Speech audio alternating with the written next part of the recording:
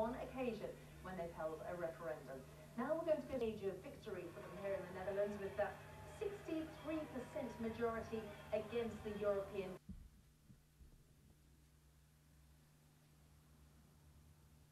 Rejected a referendum. How much worse does it make? It's very sad from the European point of view, but not a surprise. I think everybody could read the opinion polls.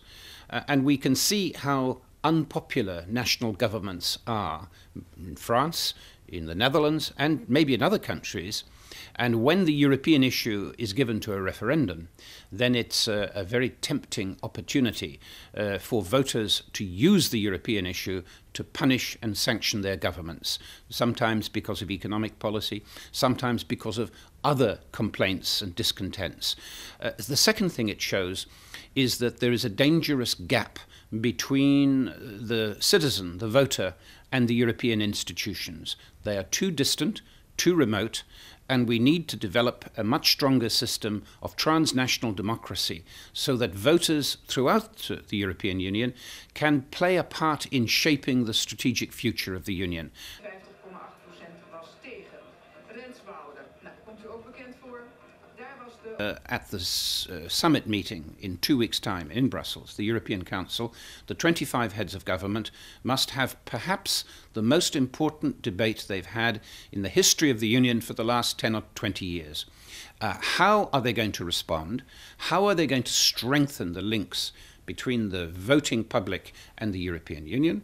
How can they proceed? We urgently need a reformed treaty or constitution because we're now 25 countries. Soon we will be 27. In the future, maybe even more. We cannot continue with the present system of governance. The voters don't like it, it doesn't produce effective decisions, and it's not democratic enough.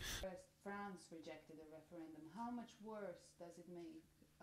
But the key message for the future will be Europe must be built bottom up, with a stronger democratic involvement of the people through elections in deciding the strategic future of the Union.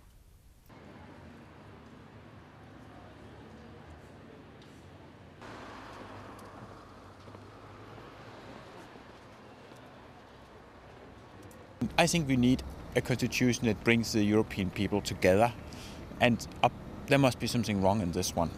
At least when it's looking at the Dutch and the French results.